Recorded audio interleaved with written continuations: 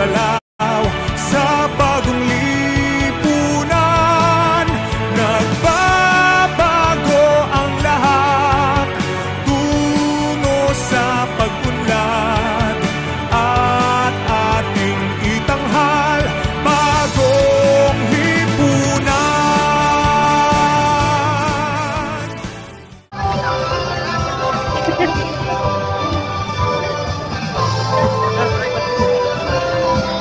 Baba nyo na po konti.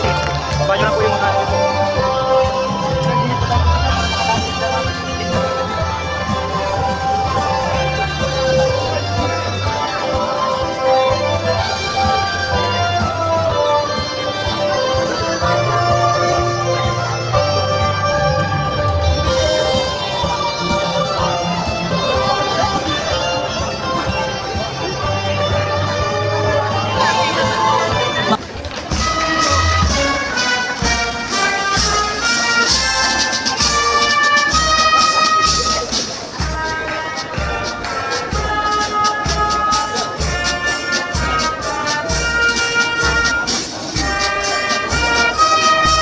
Mga kababayan, ang Pangulo ng Republika ng Pilipinas, His Excellency Ferdinand R. Marcos Jr.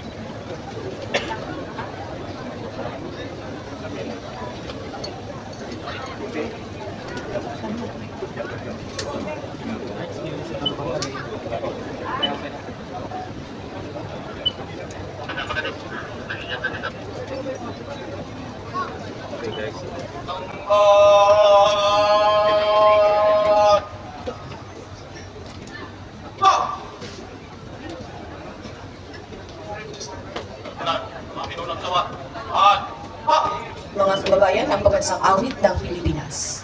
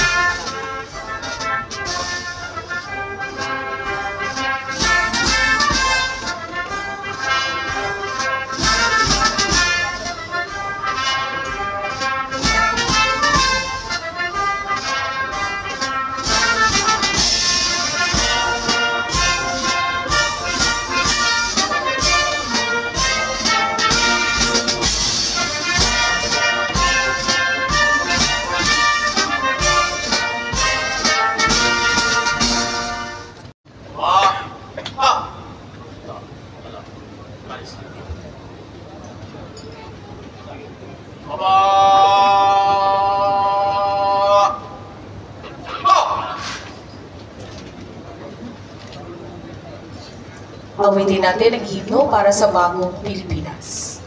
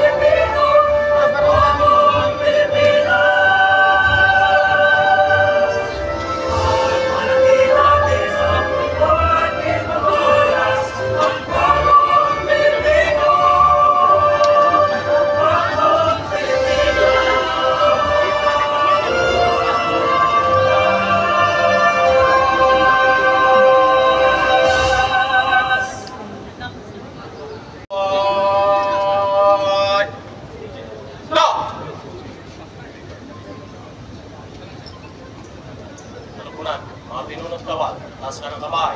Ha! Bilang Pilipino, buong pagmamalaki kong isa sa buhay ang bagong Pilipinas.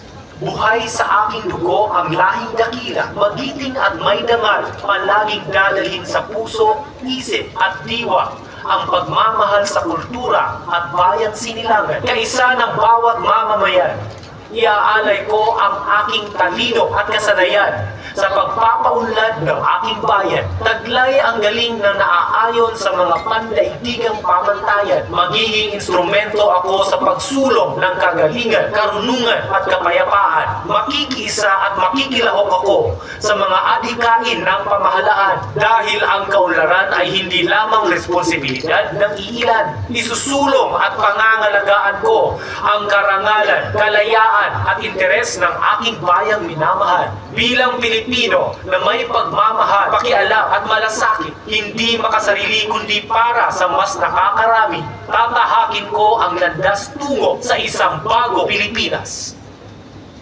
Pagkunan, mga pinunugtawan, mabaka ng kamay. Na! No! As we celebrate this significant occasion, let's take a moment to pay our respects and remember the great hero and leader who etched a great legacy in our history. Sa sandaling ito, ating saksihan ang pag-alay ng bulaklak sa bantayog ni Pangulong Ferdinand E. Marcos Sr. na sumisimbolo ng ating pagkakaisa at pagkakilala sa kanyang hindi matatawarang kontribusyon sa ating bayan. Leading the wreath-laying ceremony is His Excellency Ferdinand R. Marcos Jr., President of the Republic of the Philippines. He will be accompanied by Honorable Matthew J. Marcos Manotoc, Governor of Ilocos Norte, and General Romeo Esparza Jr., the Chief of Staff of the Armed Forces of the Philippines. May we request the First Lady Luisa Araneta Marcos, Senator Maria Imelda Josefa Remedios R. Marcos, Representative Ferdinand Alexander Marcos, Representative Angelo Marcos Barba, Mr. William Vincent Marcos, and Joseph Simon Marcos to stand behind the diocese. Mahal na Pangulong, handa na po para sa pag-aalay ng bulaklak.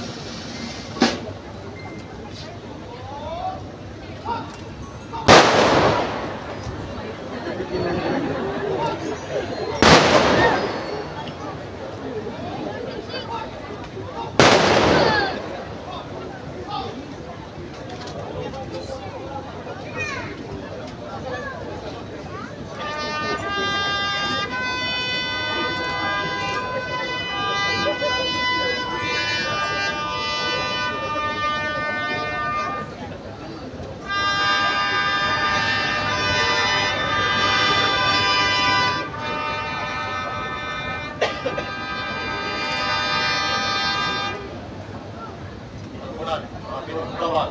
Up! Up! Baba! Up!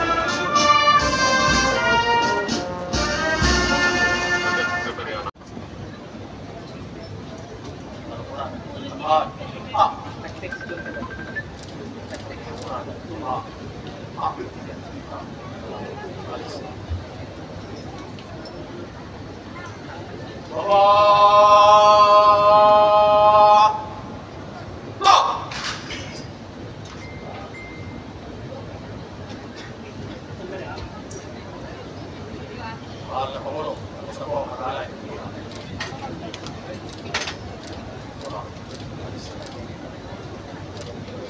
Well, that concludes the wreath-laying ceremony.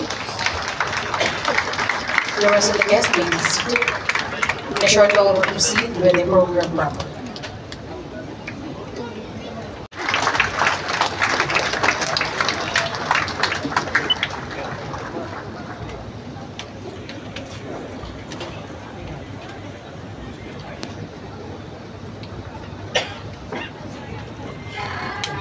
Nagtulong kayo.